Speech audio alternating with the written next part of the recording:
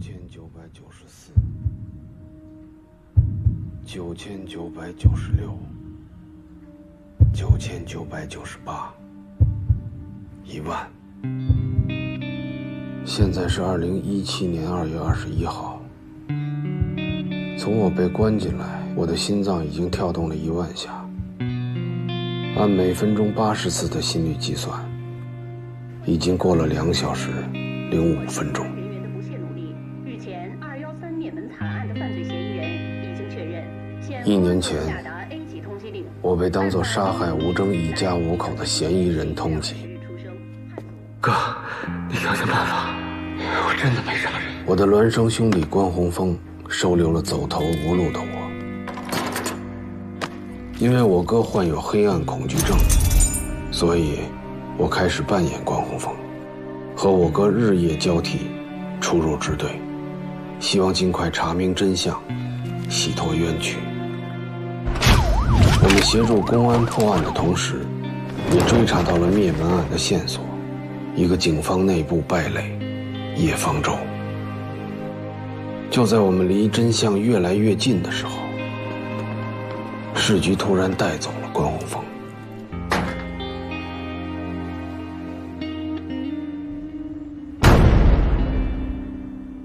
现在是2017年2月21日15时10分。市局为什么要抓关宏峰？这2个小时，我排除了其他所有可能性，唯一剩下的，就是我们换身份的秘密暴露了。哥，你怎么还不回来？天马上就黑了。我们现在交接吧。出什么事了？这个戏还得演下去，多一个人知道，就会添很多不必要的麻烦。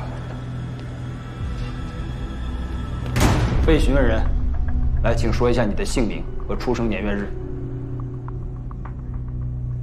他们不知道我是关宏宇吗？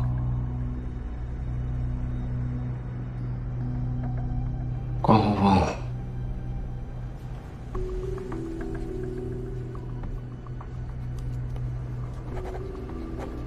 ，1977年11月20日出生。你在长风行知查案期间，都隐瞒了什么事儿？隐瞒的事，说的不就是冒充我哥吗？看来这事就是出不去了。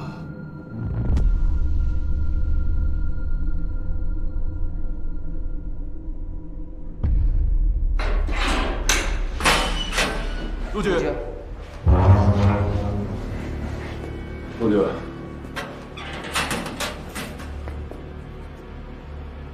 我们狠话直说吧，找你来是因为一个人，他是我们系统的专案行动人员，去年在一次行动中牺牲了。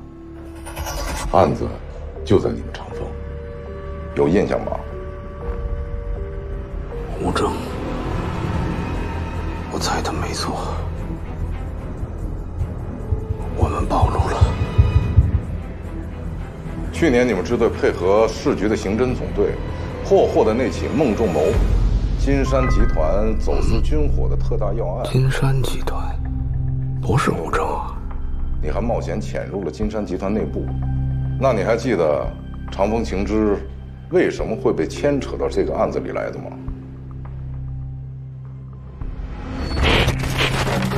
林家印，我知道他是不可能辩解的。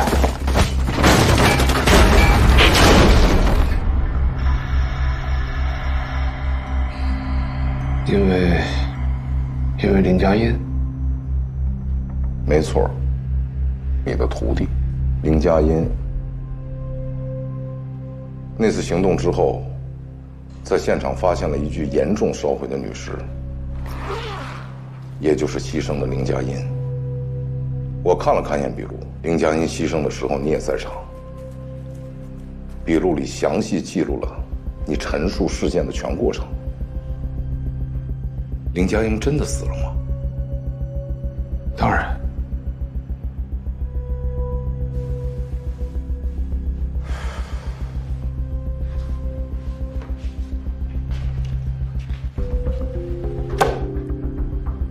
你说的没错，他是牺牲了。但不是在那次行动中，而是在昨天他赶往市局的路上。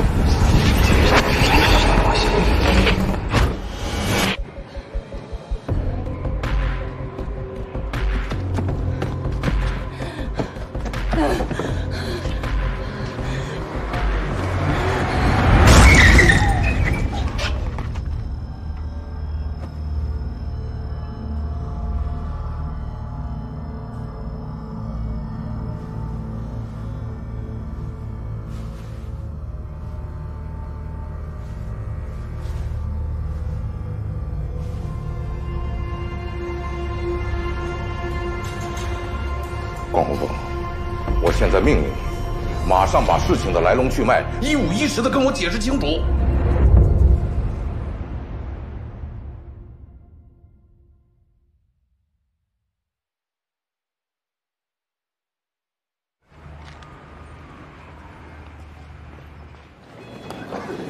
没错，没错，啊，今天会有人接手你的工作，你就放心的休养吧。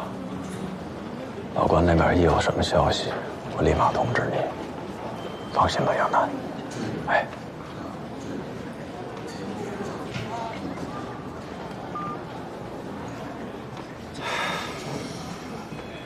哎，小周，你们俩怎么还把常服穿上？我们去市局开会，刚回来。啊，一会儿来个副主任法医师，问问他那3个尸检申请怎么样了。周队，别瞎喊，我还没复职呢。现在队里所有的事儿都听市局的。行，周哥，关老师那边现在到底什么情况啊？总队的人为什么要把他铐走呢？我们刚去市局那儿打听了一下，但什么都没问出来。你们瞎打听什么呢？你耳朵是不好使吗？我再说一遍，所有的事儿都听市局的。你要是问3问4的，难道你不知道市局办公室的门冲哪儿开吗？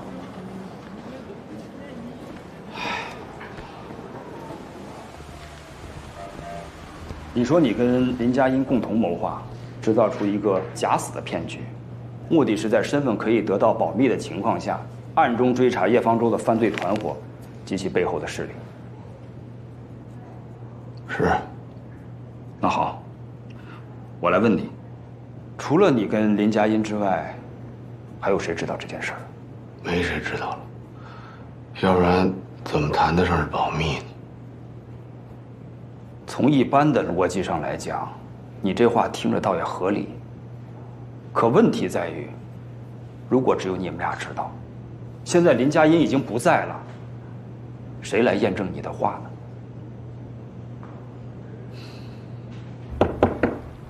进来。市局，你找我？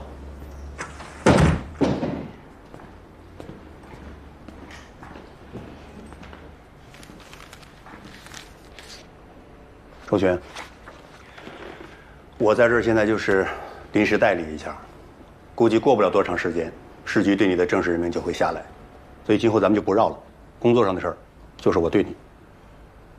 啊，这任命我还没下来，我现在这不合适吧？别来这套了。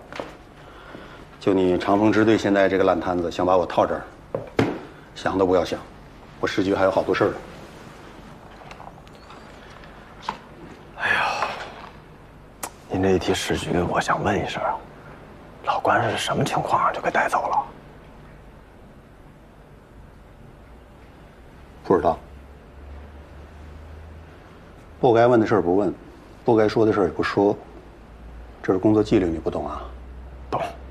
先把自己的工作做好，把自己的屁股擦干净。来看看，你们长风最近这个乌龙事件是怎么回事啊？乌龙？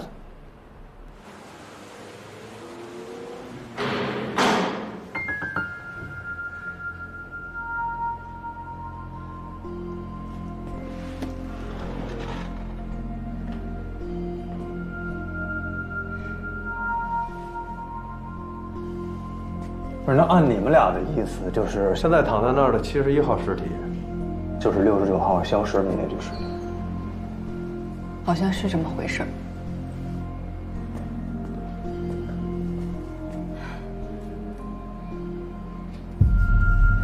那会不会是医院那天专柜的时候搞错了吧？不可能，71号是昨天我跟小王哥一块儿出的现场，在10号线地铁方桥站从东往西隧道里发现的。这个69号是常规尸检程序，暂放在停尸柜里。那69号来做尸检了吗？还没来得及，因为那会儿队里特别乱，亚楠姐不在。那就说不能确定是同一个人，对吗？周队，周哥，这摆明是少了一具尸体，好不好啊？不管是不是同一个人，现在69号柜是空的，我们总应该弄明白这人去哪儿了吧？对，没错，人呢？人呢？啊，难不成真能诈尸吗？这儿有可能啊。你说什么？还有那种送到了火葬场，发现人还活着的呢。不过假死的可能性吧，倒是不大。记录上显示，当时120送来尸体的时候，对死者死亡时间的初步判断是在当时的6小时之内。我们假设啊，如果这个人真的死了，那么人体在生物机能停止运作的情形下，体温的丧失是需要一个过程的。也就是说，在尸体放置于冷藏柜的一段时间里，由于冷藏柜的内部和尸体温度之间的温度差，会导致细胞当中一部分的细胞液渗出至体表，从而在停尸台上形成水渍或水渍压痕。就这种。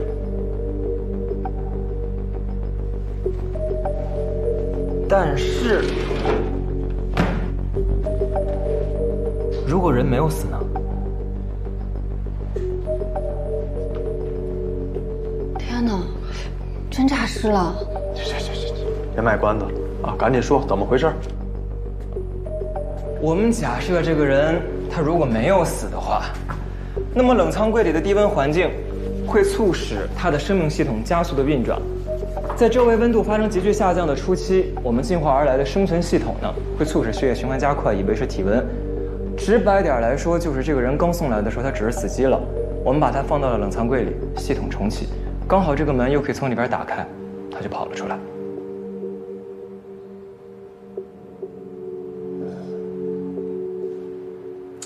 走，干嘛去？查监控。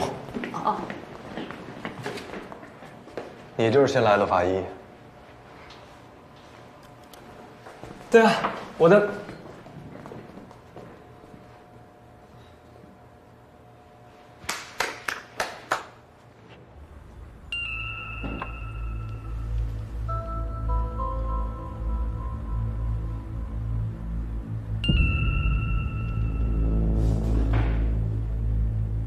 您借着冒要看啊？哎，拿件衣服穿上，大摇大摆的走了。但是2天之后他又死了，又被送来了，尸体被送进了71号停尸柜。您能相信吗？这事？你们长风啊，最近净出这种奇葩事儿。就是，就是什么呀？还不赶快去查？查，这就去查啊！哎呀，石局，你还拄着干嘛？老关那事儿。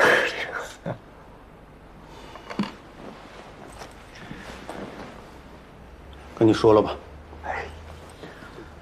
昨天晚上，在总队附近出了一起车祸，一个女民警被撞身亡。肇事车辆是一辆奥迪，逃逸了。后来经过现场勘查，可以确认这不是一起普通的交通肇事，而被撞身亡的女民警，就是前一段时间被关文峰确定已经牺牲的林佳音。林佳音？也就是说，林佳音牺牲了2次。啊，明白了。老关是因为这个事儿给带走的。现在呢，关文峰自己跟组织上坦白，说是他跟林佳音是一起做了个局，目的是想把叶方舟犯罪团伙后边的黑手牵出来。但是现在林佳音真的牺牲了，是死无对证啊。对，他百口难辩呢。如果没有人给他证明，他得在里边待上一段。是，对。当然，我今天说的不是这个事儿啊，我想说的是，那边出来一个牺牲了2次的民警，你这边又有一个死过2次的尸体。这2档子事儿或多或少跟你们支队都是有联系的，这情况你要不查清楚，那你们可真的就可以上教科书了。是。周巡啊，我在这儿是临时顶坑的，就这段时间，能不能让我在这儿待得舒服点儿啊？抓紧时间把案子给我破了。没问题，书记，破案子都没问题。但是现在情况呢？你也了解，你说队里边乱哄哄的，还没恢复正常。这么短的时间要把案子破了，那我可能需要动用一切可动用的资源，不光是队内的，对外的我也得需要。内部资源你随便调，外边的我管不着，自己想办法。那我要在这过程当中遇到什么阻力和麻烦呢？我跟你兜着。你要干事吗？但有一点啊，你给我记着。不能给我添堵。放心。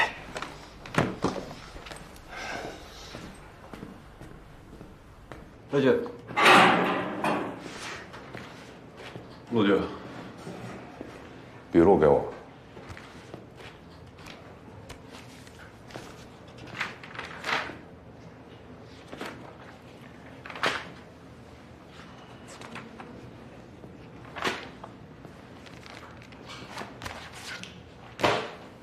小关的说法得到了第3人的印证，这事儿是他和林佳音，还有长风行侦的周巡共同策划的。把他手铐解开。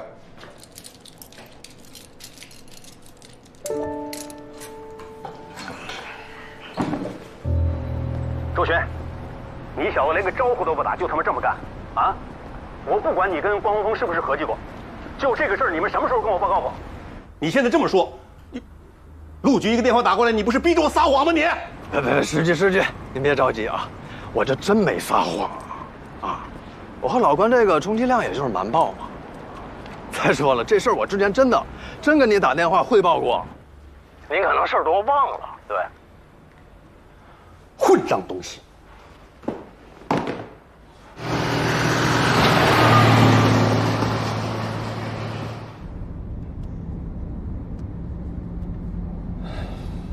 林佳音的假死，你们哥俩真是把我们所有人都蒙了一道。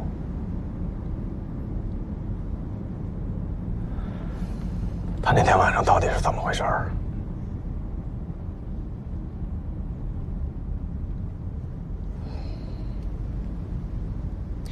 之前我和我哥去长春呢，找到2名能够让我们继续追查叶方舟的重要证人。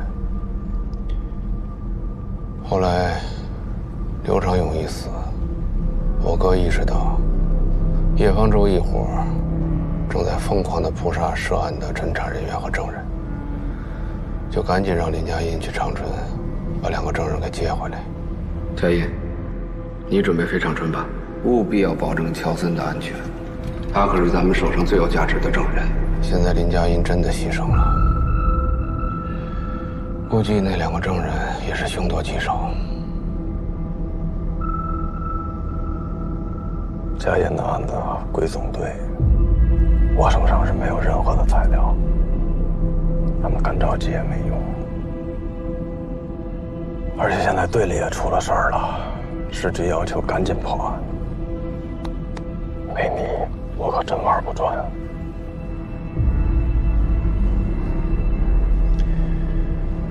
你说的是没我呀，还是没他呀？啊，看你这话说的，你觉着呢？你赶紧去和你哥见面，我也就能给你们10分钟的交接时间，你们哥俩好好的。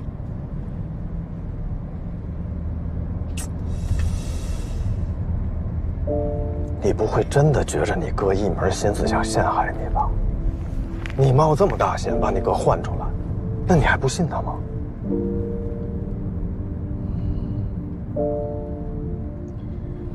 我哥因为几年前办案中遭遇的伤害，患有严重的应激障碍，他无法身处弱光或黑暗环境，否则就会爆发感光性癫痫的逆反应。所以我们白天晚上轮流出门，就这么搭档配合，侦破了数起案件。这1年里，他教我侦查，让我能上手基础的刑侦工作，也监督我的吃穿住行，让我们面对同一波同事，却从未暴露身份。我模仿他，扮演他，自以为重新认识了他，还从心里感激和钦佩他。但我怎么也想不到，陷害我的人就是他。要不是我阴差阳错发现了证据，至今还被他蒙在鼓里。是他把我的指纹留在了吴征灭门案现场，让我成了通缉犯，让我只能顶着他的名字躲躲藏藏。我不清楚他为什么要陷害我，我只知道他骗了我。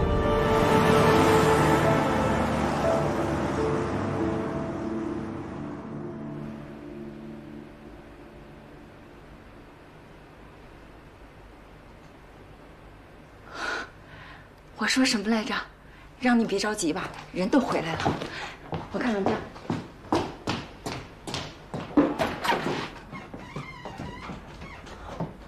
红玉，回来了，没事吧？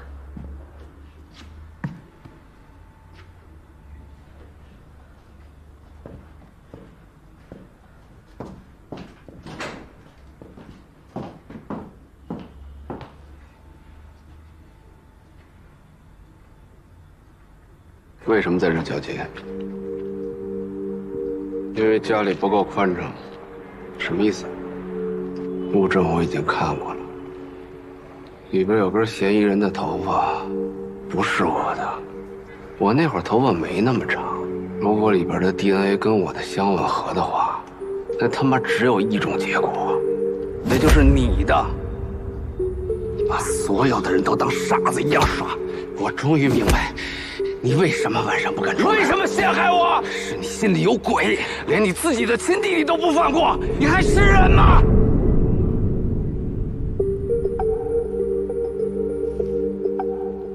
啊，那行了，你们哥俩聊吧，我得先回趟酒吧，再出来着急，连门都没锁。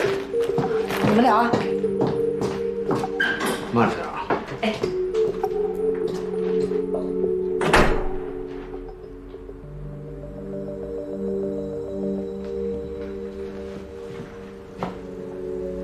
红玉，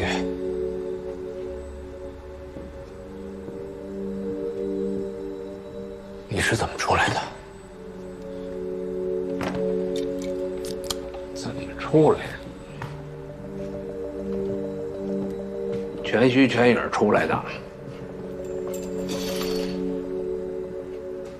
用不着你担心，一根头发都没伤着。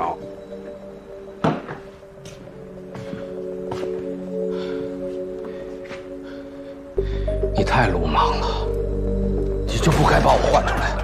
别跑！别跑！大哥！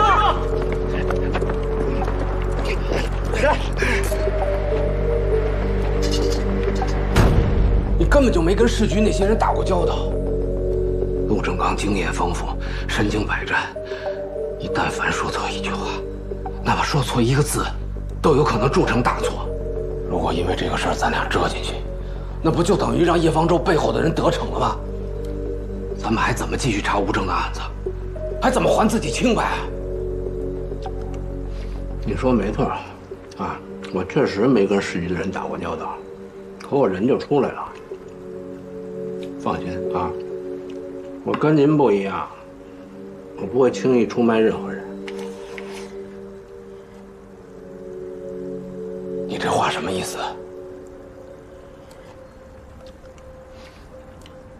我问你呢，你这话到底什么意思？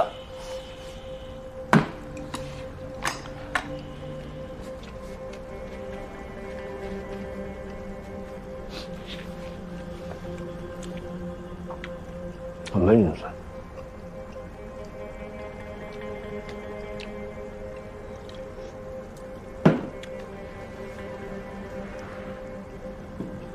关公啊，我特别想问你一句：你相信过别人吗？任何人，也包括我。我真没想到你是这么自私的人，而且还特别自负。你拉我当陪绑的就能脱险吗？啊？你以为你把屎盆子扣到我脑袋上，你就能化险为夷啊？你真以为你凭一己之力，你就能扭转乾坤、力挽狂澜，然后把幕后的黑手揪出来，当做什么都没发生一样，继续当你的关大队长？你做得到吗？你做到了吗？你有没有想过，如果失败了该怎么办？我怎么办？啊，人间蒸发，亡命天涯。你能不能考虑一下别人的感受？不说我，刘英、崔红、高亚楠，还有周巡，你考虑过这些帮过我们的人的感受吗？你知道我怎么回来的吗？如果不是周巡帮我，我根本回不了这个家。他现在跟我们是一根绳上的蚂蚱，他为什么要帮我？为什么？在他眼里我就是个小混混，他凭什么帮我？因为他完全信任你，他相信我们是被冤枉的。关洪峰，在你眼里，这些把脑袋别在裤腰带上，但还是要拼命帮我们的人，是不是只是招之即来挥之即去的工具人？你这辈子相信过任何人吗？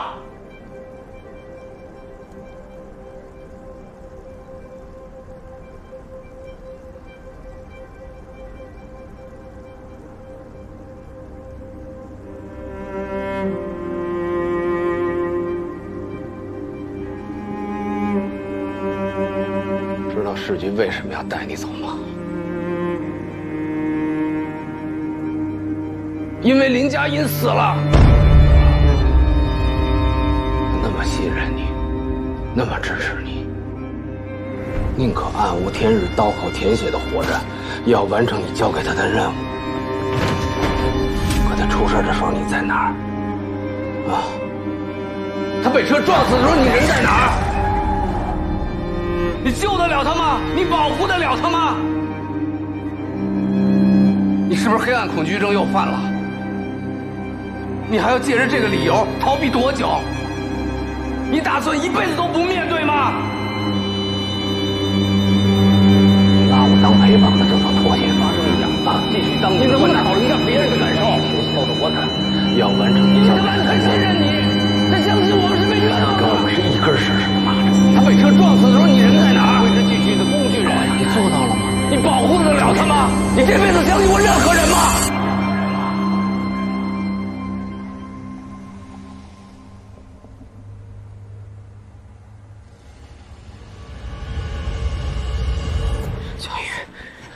佳音是怎么死？我必须得去现场看一下。赶紧交接吧，把手机赶紧给我，给我。手机呢？赶紧交接，我得去看看。给我呀！什么手机呀？我刚才说的还不够清楚吗？你现在还有独断专行的资本吗？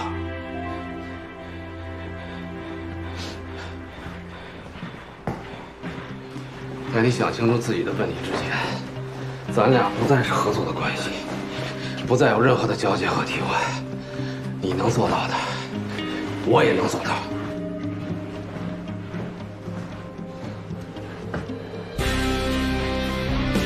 从现在开始，我既是关宏宇，也是关宏峰。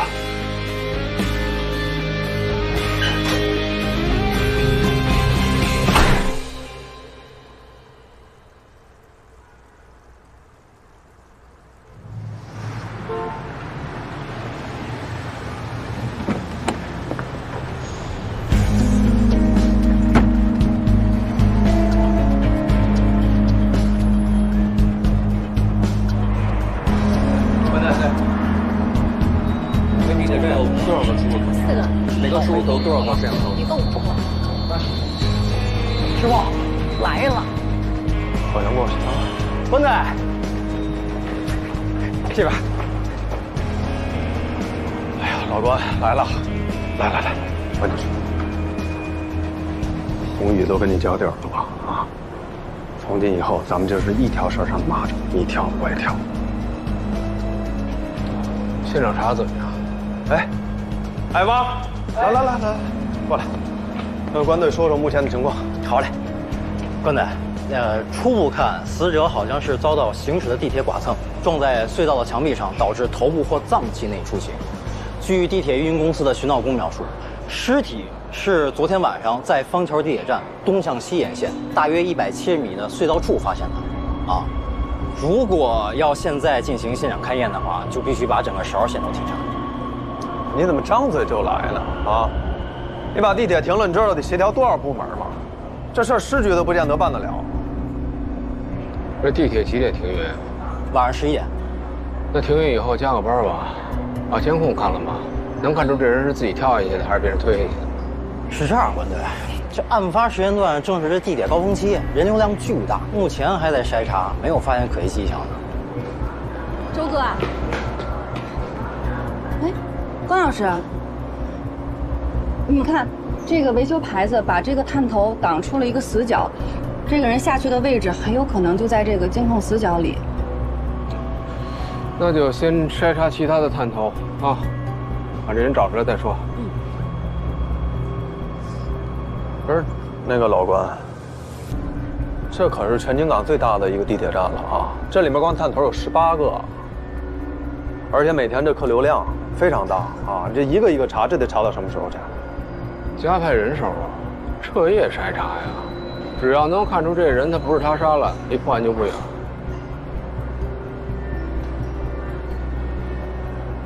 行，你们俩召集人手查监控。啊什么啊？快去！哎，所有人去监控室。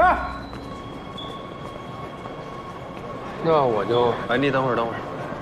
一来这儿，我想起2年前那案子，也是在这儿，是不是？情况差不多。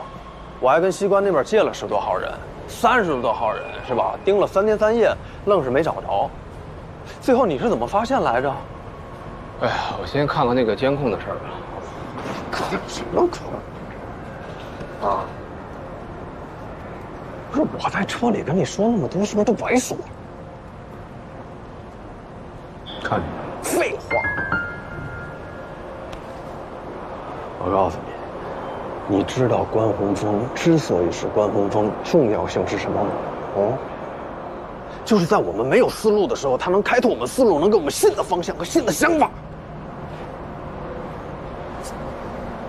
我告诉你啊，放心，我哥能做到的，我也能做到。哎，那什么，尸体不都拉回队里去了吗？啊，回去看看情况吧，先让他们筛查。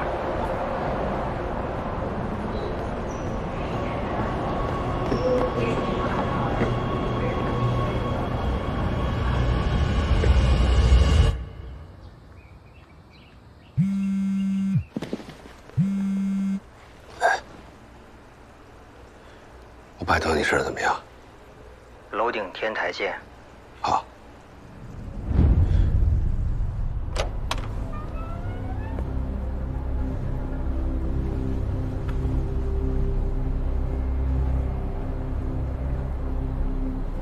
连佳音的尸检报告和现场勘验记录我看过了，验尸显示，我没有看过第一手材料，你给我复述也没什么意义，直接告诉我你的推论就行。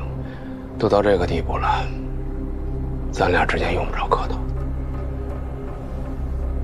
林佳音是怎么死的？监控显示，林佳音遇害当晚所驾驶的车辆遭到过2辆车的追踪。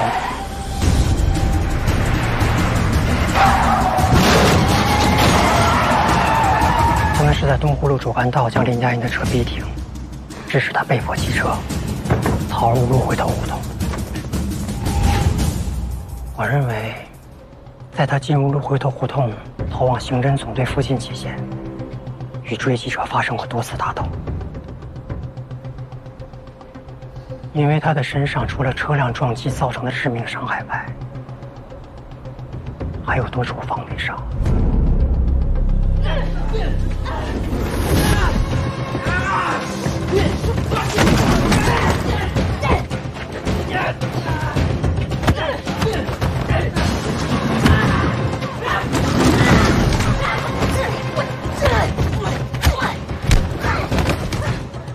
其中几处严重的伤口显示，他曾遭到过对手的持械攻击。这类凶器很少见，我判断是一根钢线。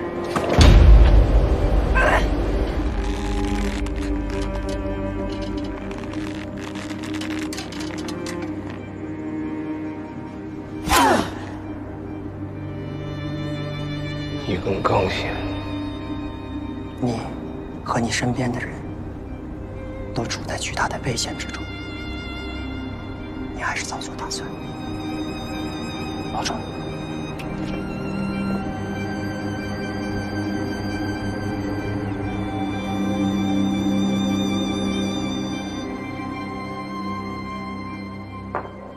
慢用啊。受伤了，可不太适合喝酒啊。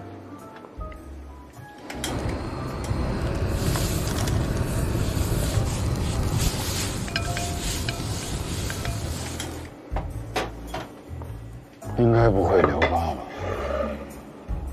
还好。我跟你说啊，现在这法医叫高俊然啊，据说智商有149。刚刚我跟他照了一面，属于那种情商低、无节操、无组织、无纪律的那种啊，所以一会儿你千万不要分析案情啊，别露怯。智商这玩意儿，就是我没测，我要测，说不定也是个小天才。哎呦嚯，天才！那我这案子就治你。什么意思啊？你这都啊，媳妇儿的味道。哇，现在是他妈想媳妇儿的时候，给我认真点。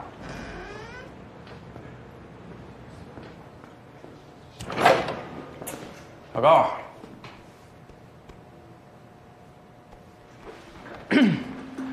关队你好，自我介绍一下，我叫高俊然，就让大明。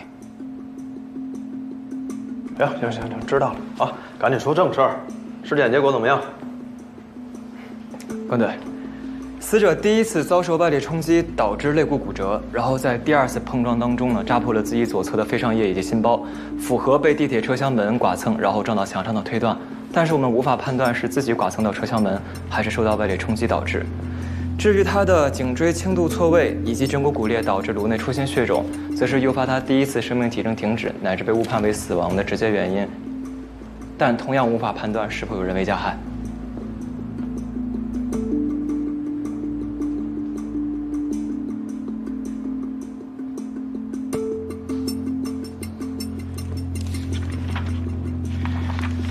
我看这上面说他左手这俩划痕是怎么弄的？根据伤口的深浅以及形状来看，应该是被玻璃制品划伤的。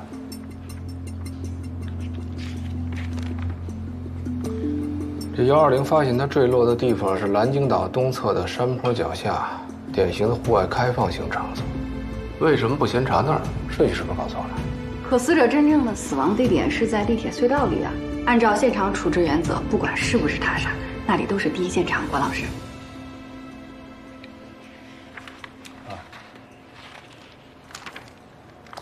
被害人的衣物和随身物品呢？我看一下。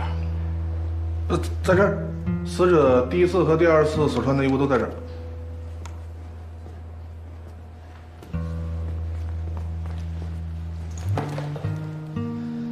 哎呦，小高，你说这人死的太蹊跷了。不管他是怎么从蓝鲸岛的山坡上滚下来的，他在冷藏柜里面自己爬出来，穿上衣服走了。这肯定有事儿啊！哎，老关，隔2天之后又死在地铁隧道里。如果说这2件事儿没有联系，我是不信啊。关老师，这套衣服是死者第一次被120送来的时候身上穿的，但估计是苏醒之后他自己没有找到，所以就偷了一件白大褂给穿上了。不过更蹊跷的是，他身上只有零钱，既没有身份证、信用卡这些，也没有驾照、车钥匙，再加上他真正的死亡地点是在地铁10号线，所以我们推断，他应该乘坐的是公共交通。这个人有辆车，有2双鞋，右脚的鞋跟磨损程度，还有这脚面的折损来看，他经常开车。南京岛这么远又不好打车，3蹦子都不去的地方，他估计是自己开车去的。但可是关老师，我觉得这不能明白关老师的意思呢。一个人出门不带钱包，那家里门钥匙也不带吗？手机也不带。就算他第一次跌落下来的时候，那东西被人拿走了，或者在跌落过程当中遗失了，那第2次呢？在地铁站里面这些随身物品也不带。哦，周哥，你的意思是他把东西放车上了？对，他把手包放车上。手包？手包，看见没有？这2件衣服左胸部和肋部都有磨损，一看这个人就习惯加个手包。有车，还西装革履的，手里夹个包，应该是一个挺大的老板呀。大老板的手包都有秘书和司机帮着拿的，用不着自己费劲。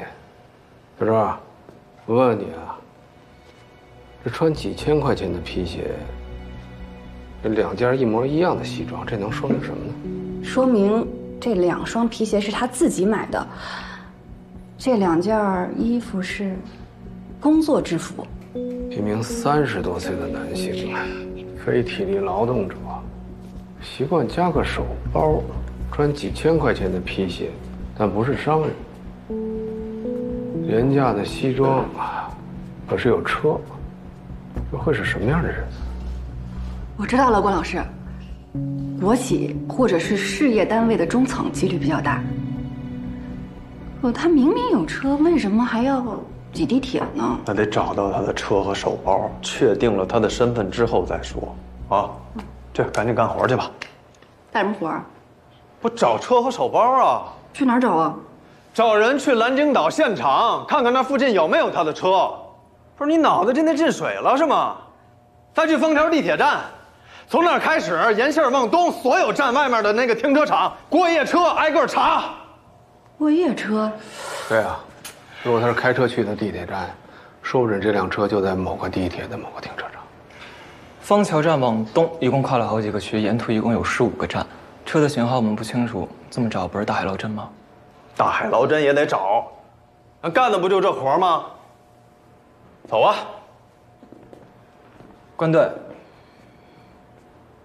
您刚才分析死者可能有一辆车，以及对他身份属性的推断，虽然言之有物，但是像这种基础性的推断，是不是警校在校生也可以信手拈来做？姚49，你干嘛啊？这你来干嘛来了？捣蛋来了是吗？别那么大火气啊，小哥，你说的没错，我刚才讲的那些都是基础的推断，就好比老周、小周，包括你我，都是从基础在校生一步步走到今天的。所谓天才，不过就是大脑系统给开了个小外挂，用好了呢就事半功倍，没用好就是自欺欺人、偷奸耍滑。你自己想想，你赖以生存的这些技能，哪个不是从基础2个字一点点的开始的？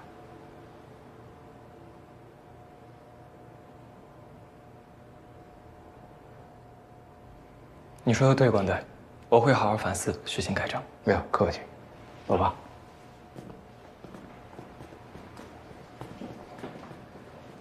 小周，你说关队刚才把死者说成被害人，是在故意考验我吗？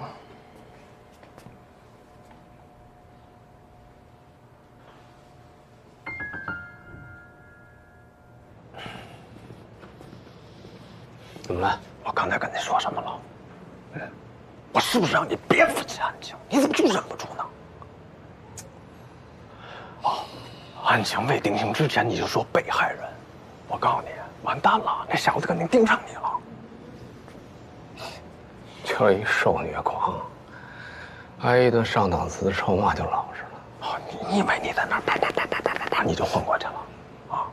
但是你想什么笔记本呢你啊？我不给给你都不行，生拽你的呢。现在是不是指纹留给人家的都不知道啊？真的，就你这样的，我告诉你，电视剧都活不过3集。谁告诉你的？没看过《白夜追凶》？这什么白夜追凶？我告诉你，真的，要不是因为天快黑了，我非拿枪顶着你，把你给我换回来。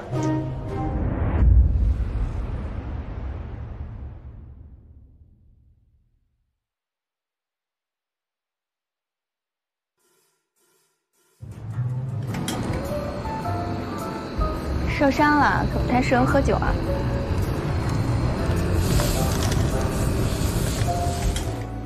应该不会留疤吧？还好不在脸上。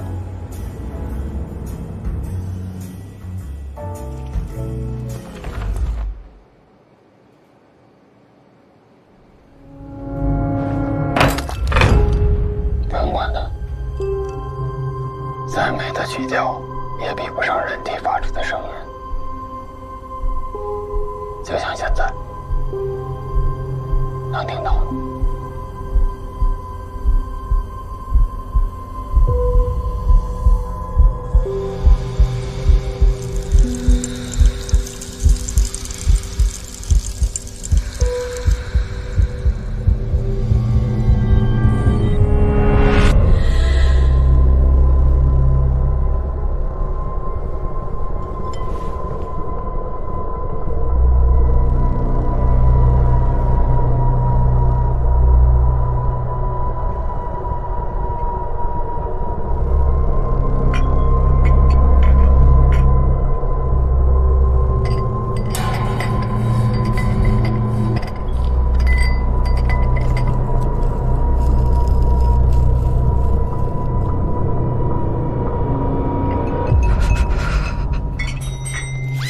怎么还没把桌子摆好？这都几点了？订桌的客人马上就到。屋内的灯箱怎么也不开呀？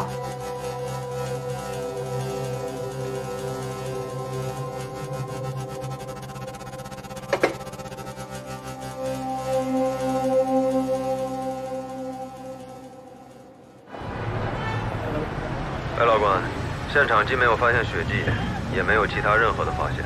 好，咱们对面说吧，我到了。啊，换队，换队，也没有什么。换队。关老师，老周在那边。嗯。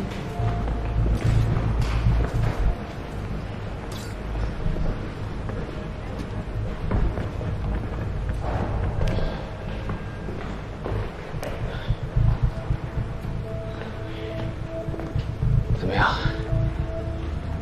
不怎么样。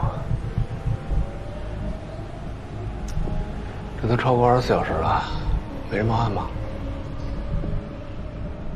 目前咱们辖区没有人报案，死者有可能是居住在别的辖区。等天亮了吧？天亮我给市局打个电话问问。南京岛那边有什么进展？南京岛那边除了发现了车轱辘压过的痕迹之外，目前还没有任何别的发现。那黑灯瞎火的，荒郊野岭，不比城市。我叫他们先把现场保护好，我又调了几个人过去继续勘查。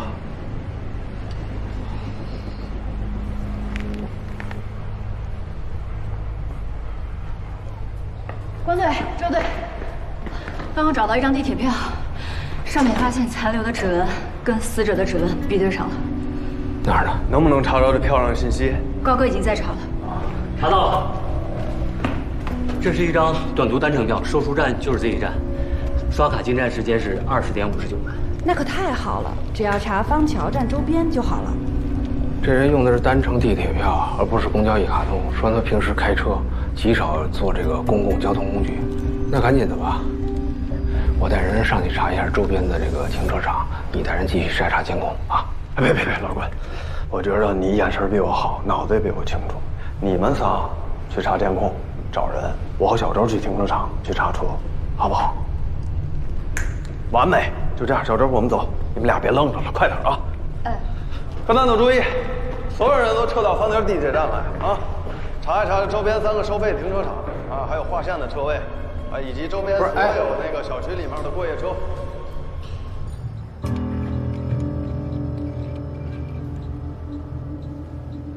过个胃口，我再给你调一杯。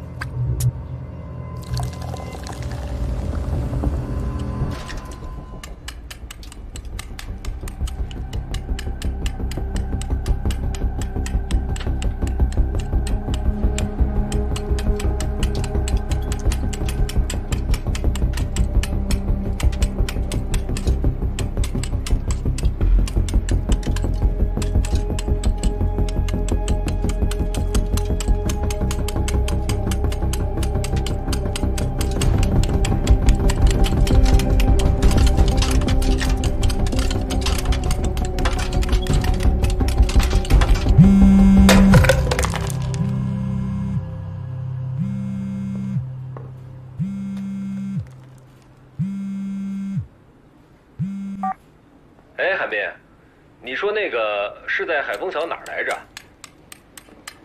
海丰桥桥东200米，门口不太好停车。这不是要喝酒吗？都没开车。东风所的兄弟开车给我带过来，马上就到了啊。告诉你那帮兄弟，既然不是在岗时间，就别穿制服，省得有人拿你们喝酒当新闻报。好嘞，放心。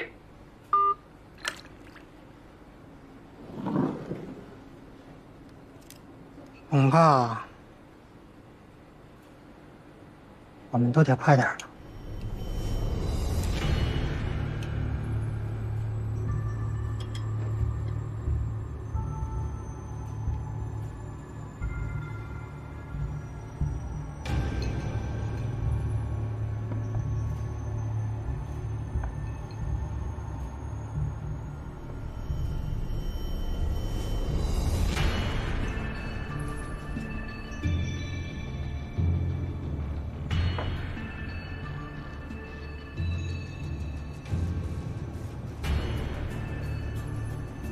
今天扫兴了，这次算我的，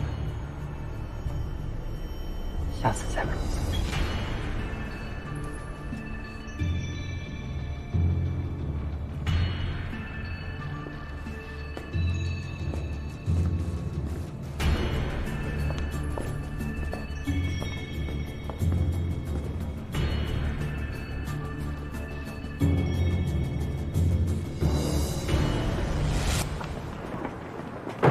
所有过夜车辆都要好好排查。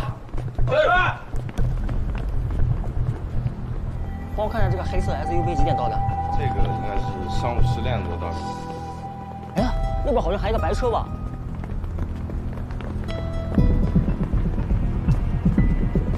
那这辆呢？我查查。停一下。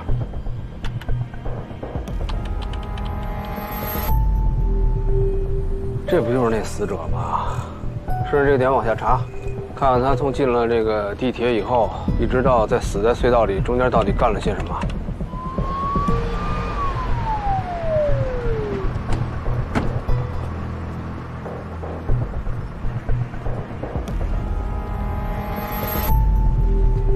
这个8723查一下。港 DR 8272。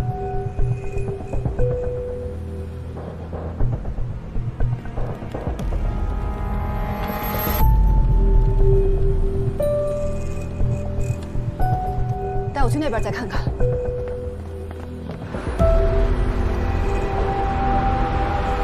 不是，这还有其他角度了没有？我们再看看吧。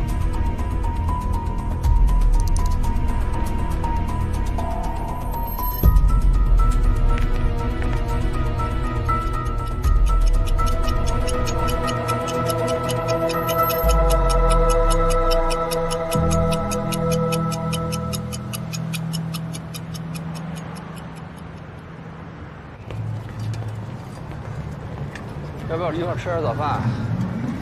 啊？不去了，困死了。那行，那抓紧时间赶紧睡一会儿去吧。啊。好。行，有事电话吧。啊，好，走了。啊，慢点啊。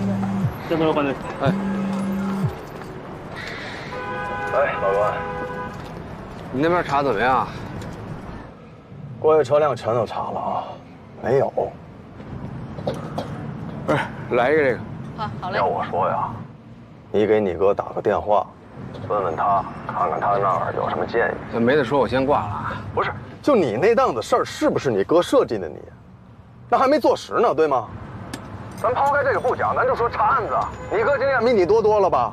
他经手多少案子？说句不好听的，你啊，现在说什么都不好听。怎么着？离开我哥，你们还破不了案了？行，我不说了，行吗？兄弟，我跟你讲啊，我也不容易，啊，我自己的这摊子事儿，现在还不知道怎么回事呢。市局到现在还都没给消息呢。哎，行，不跟你扯了，挂了啊。哎，好嘞，一共10块啊。嗯，谢谢啊。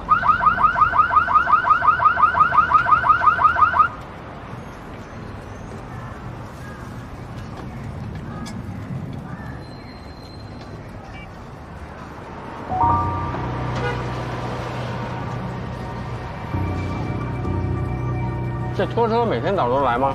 啊，您说这事儿啊，待会儿是高峰期呀，这全是人，这地铁周边的违停车呀，全都堵满了。这7点前呀，这个交警啊就会来把他们都拖走，每天都这样。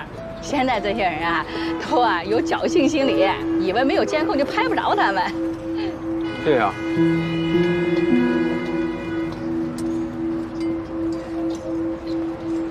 哎，周局。如果死者头天真的是开车来的地铁，而且停的是违停的地方的话，我看这地铁早高峰，交警都是把违停车拉走啊。那他这车会不会就在咱们辖区内交警支队的停车场呢？行，你小子可以啊，不愧是老关的亲弟弟啊，有点他的风范，至少有他的1/10。你还想听什么？我再夸你2句啊！哎，别那么多废话了，赶紧查吧啊！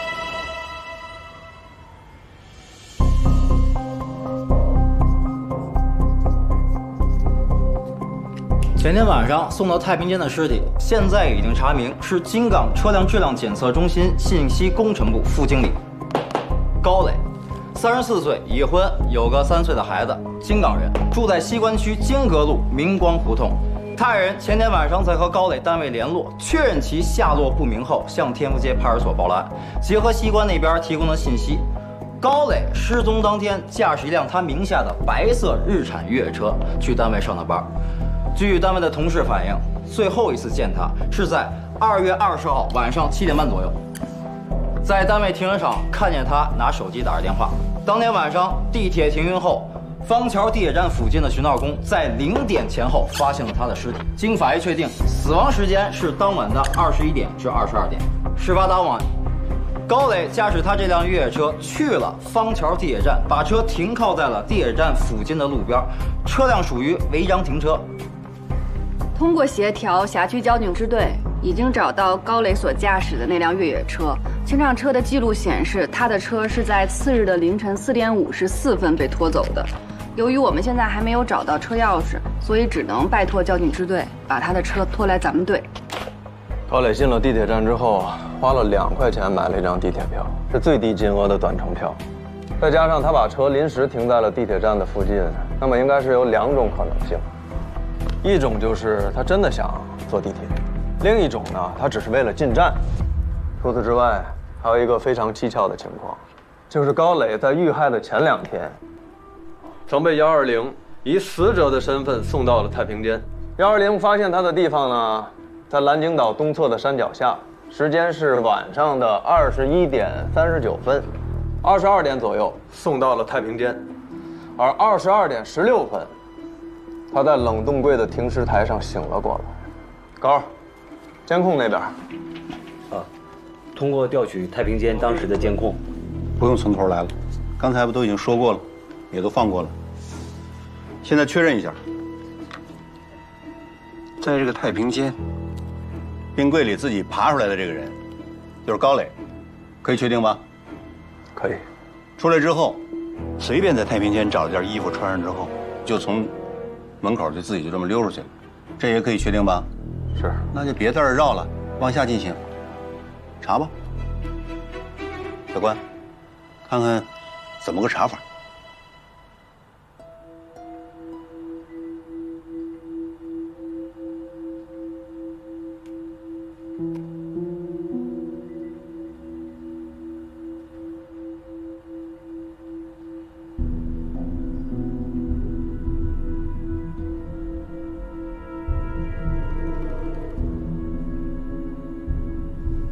哦，技术队那边想办法把他车弄开，啊，他随身的包很可能在车里面，然后再看看他车里面有没有 GPS， 有的话把他的行车记录全都调出来。外勤探组去他的单位和他的家，查查他的社会背景和社会关系。留在地铁站调度中心查监控的那些人还留那儿接着查，重点查一查和高磊接触过那个可疑的人。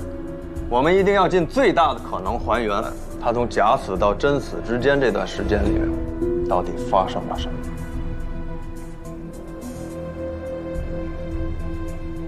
师弟，完了，完了，完了，行动吧。嗯，好，周群，你来一下。哎。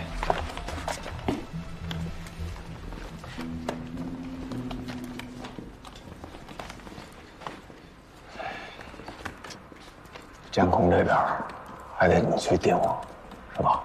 那昨天晚上你盯了一宿，你最了解情况，别人弄不了这事儿，是不是？你得辛苦辛苦啊！瞪大眼睛，最后就哆嗦了。哎呀，辛苦了啊！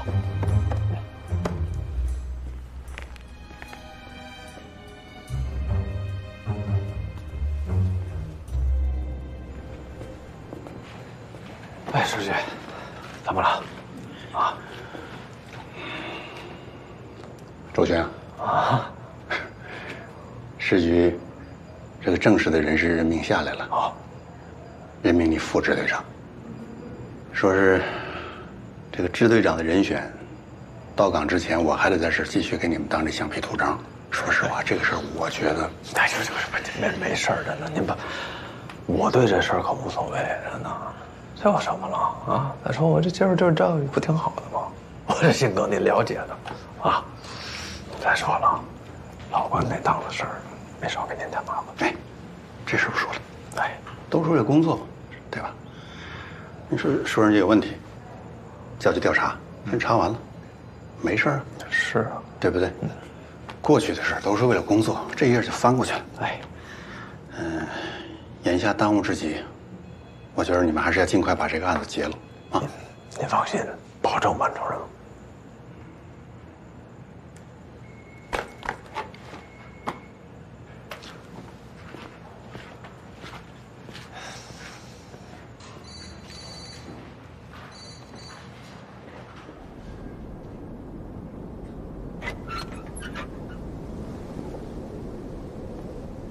有人已经耐不住性子，要对你们下手了。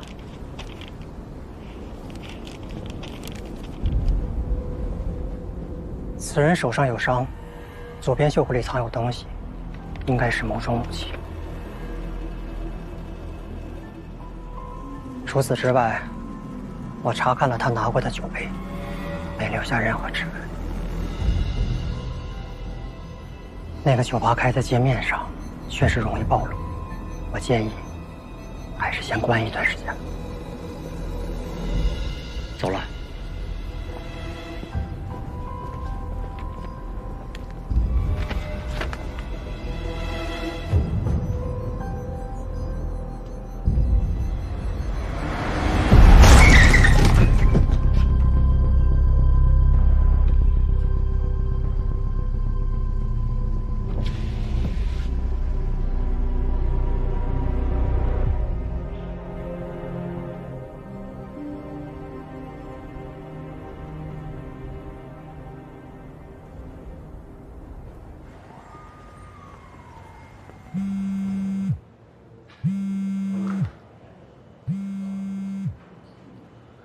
喂，哪位？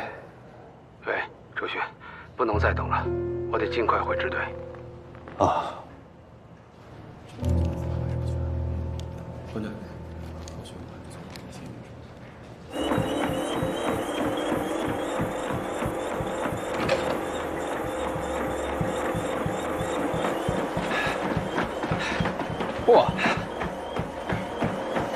错乱呢？什么情况？哎呀，说咱们单位够实际的，这降个万职，这屋小了一大半。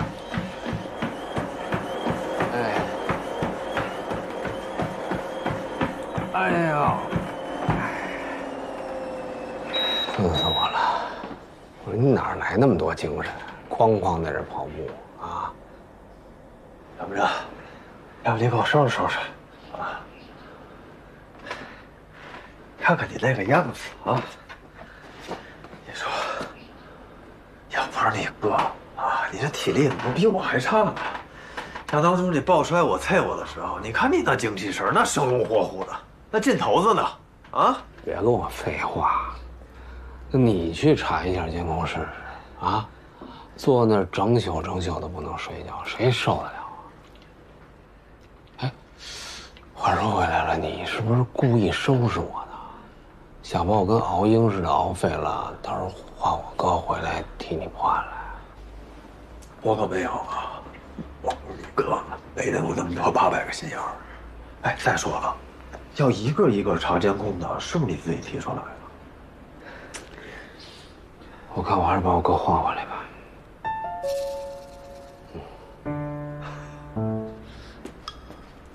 要不你有格局呢？啊？嘿，我没格局，赶紧的干活。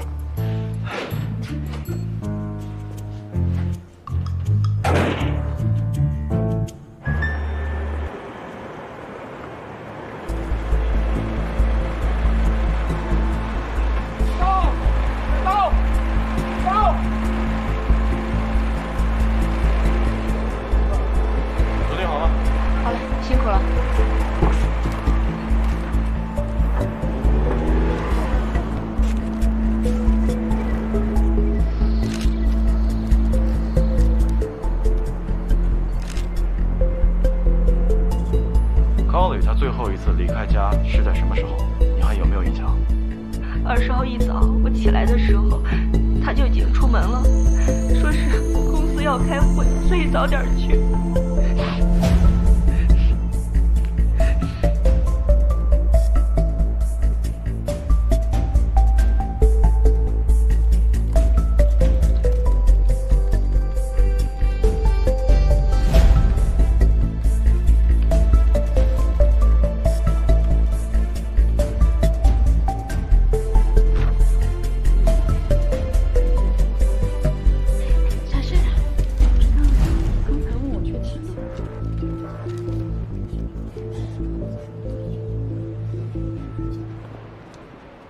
据我们走访调查得知，高磊的社会关系还是挺简单的。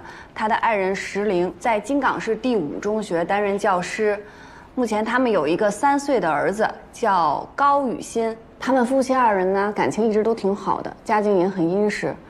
他还有个亲弟弟叫高栋，比他小3岁，医科大学研究生毕业之后，直接去美国读了博士。毕业后回国工作不到1年，又返回美国去了。办的是工作签证，目前我们在尝试与他进行联系。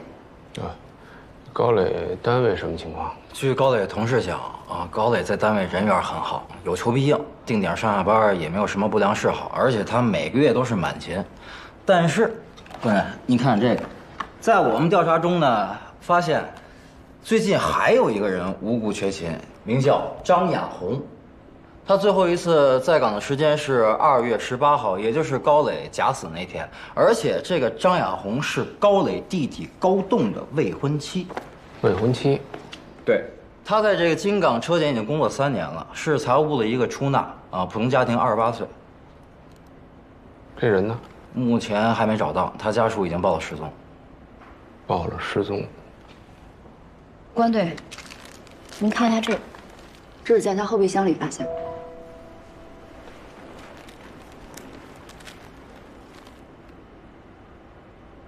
我们在车里发现了他的一些个人物品，包括钱包、手包、手机，还有他的一些身份证件，但就是没有找到车钥匙。本人高磊自愿将名下所有的月亮湾小区 C 排4栋的部分别墅产权赠与张亚红，以期解决他和5弟高栋婚后的居住问题。别墅怎么回事？哦，我们从房管中心了解到，这套房子是高栋和高磊的父母留给他们的遗产，而且产权信息也是登记的兄弟二人共同拥有。不对呀，高磊的爱人说，高磊一直特别反对张亚红和高栋的婚事，因为高栋患有霍奇金淋巴瘤，这应该是一种癌症。所以高磊认为张亚红明知道他有这样的病情，还要执意和他结婚，就是在意图谋取他们高家的财产。那在这样的情况下，高磊怎么可能自愿将房子的产权赠与给他呢？这就对了。刚才听大家描述这个高磊呢，我估计这高磊肯定有什么把柄在这个张亚红手里边，所以才被迫签的这个财产转让的这个协议啊。张亚红，财务出身，肯定是精于算计，但家境是一般的，估计没满足这一半的房产，所以对这个高磊啊，又提出了更多的要求。高磊无法满足，然后两个人就相约蓝鲸岛商谈这个事儿，可能是发生了争执，又意外出现了这个高磊，坠崖假死这个事儿。高磊醒过来以后呢，肯定是不希望同事和家人知道啊，也怕影响单位的正常工作，所以就从这个太平间里偷偷的溜走了，也没敢声张啊。然后再次回到了蓝鲸岛，把车开走，第二天正常上班。那张亚红肯定是以为高磊死了，所以为了免受牵连，消失了一段时间。到后来，他发现这个高磊没死呢，就要挟和高磊在芳桥地铁站，也就是我们看到的那个监控那个盲区，跟高磊接触那个人应该就是张亚红。可能两个人再次发生了争执，还是没谈拢。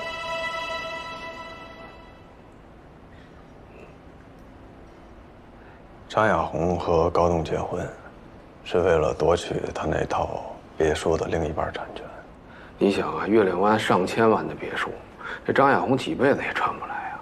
那结个婚熬几年，这事儿对他来说其实非常值得啊。是，所以张亚红这个人现在是一个重点。这样，小周，你呢带人去他的单位和家里多了解一些细节啊。小王，高栋就交给你了。至少要查出来他是在京港还是在美国。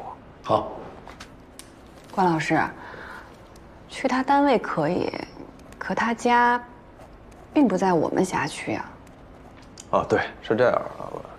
张亚红的家呢住在襄阳区，他是在襄阳报的失踪。襄阳那边呢不愿意把案子叫过来，说要按流程走。不过我已经向那个市局递了报告了，但得需要点时间。要不这样，你亲自去一趟，你去面子大呀啊！把那个失踪那个资料赶紧交接过来。只要找着张亚红这个人，这案子离破就不远了。行，那大家先忙去吧，好不好？啊！我也忙去了。王，门帮我带上吧。哦。怎么了？哎呀，我跟你说，情况你可能不太了解，但你哥了解。别，你别走了。反正该分析的我都帮你分析完了。啊，是。我要不着急，你自己看着办。我走。别，你干嘛去啊你？我总得睡一觉啊。